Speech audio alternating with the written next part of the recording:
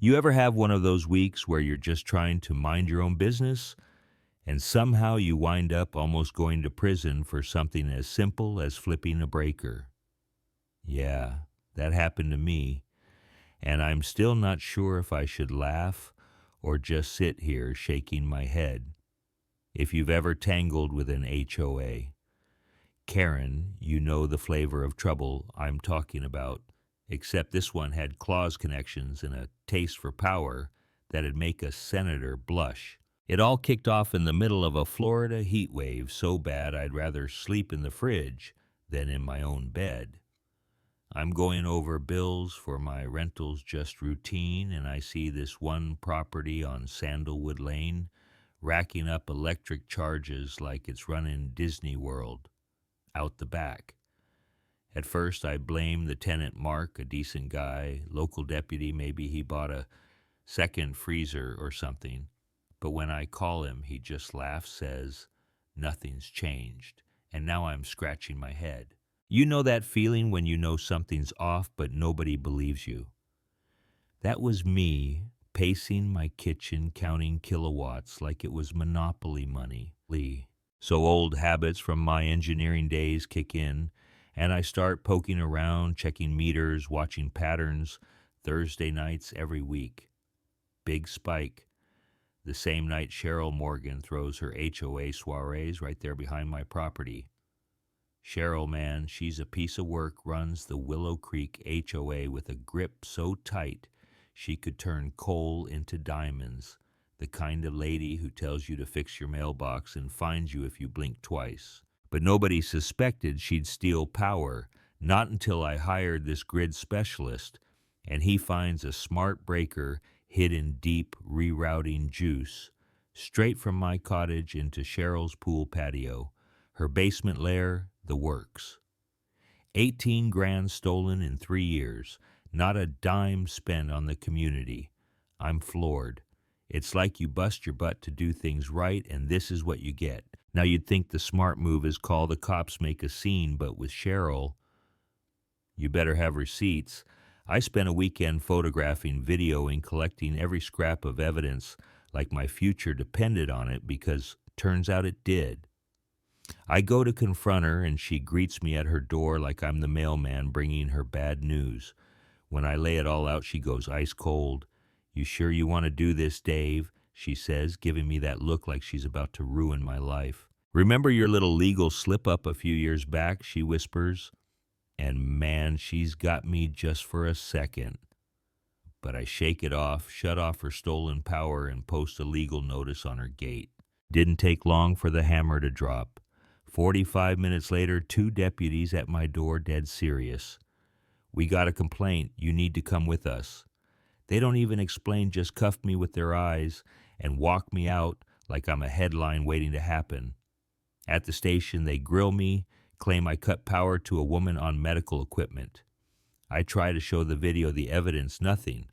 Cheryl's a respected member of the community, they say, like that's proof enough. I get sent home eventually, but now the real fun begins in HOA fine. In the mailbox, threats of liens, neighbors calling me a criminal, tenants spooked. It's like Cheryl hit a button and made my whole world fall apart. I started sleeping with one eye open, locking my doors, wondering if maybe I should just let her win. But then here comes the twist. Lisa, the HOA secretary, texts me out of the blue. "Meet me at Sam's Diner. I've got something you need to see." She's shaking looks over her shoulder like she's in a spy movie. Slides me a USB full of dirty secrets, fake green energy credits. Cheryl's been peddling, pocketing money, and threatening anyone who asks questions. And Lisa's only talking to me because Cheryl's planning to fire her. Her husband's sick. She needs a job, but she can't keep her mouth shut anymore. That's not all. Sophia, the HOA accountant, reaches out, tells me about phantom repairs, missing funds, maintenance projects that exist only on paper. Cheryl's running Willow Creek like her own little kingdom, and I'm just the latest peasant to step out of line. Cheryl smells a coup brewing and fights back calls. A special HOA meeting packs the house with her loyalists, flashes doctored photos of my place looking like a junkyard, blames me for every unsolved mystery in the neighborhood. The room's buzzing, folks muttering, and when I try to speak, Cheryl cuts the mic, classic move. But that's when old Mr. Hayes stands up, voice like gravel, and says, "I saw that breaker. Cheryl tried to get me to install it. I said no." Suddenly, folks aren't so sure about their fearless leader. At this point, I figure I've got to protect myself. I set up cameras everywhere, double-check my locks, and not 2 nights later, I catch Cheryl and her police buddy Grant sneaking into my home on camera, plain as day, planting something in my desk. Next morning, I get word of a drug search warrant right on cue. Grant shows up, goes straight to my office, finds a bag of coke. But I've got the footage, and when I demand a test for fingerprints, Grant looks like he's about to pass out. That's when the tide starts turning. Real investigators take over, and Cheryl's little house of cards starts wobbling. But Cheryl doesn't quit. She tries threats, bribes, even shows up with a peace offering 20 grand if I'll drop the whole thing. I tell her to shove it, go to the bank, and next thing you know, I buy her mortgage out from under her.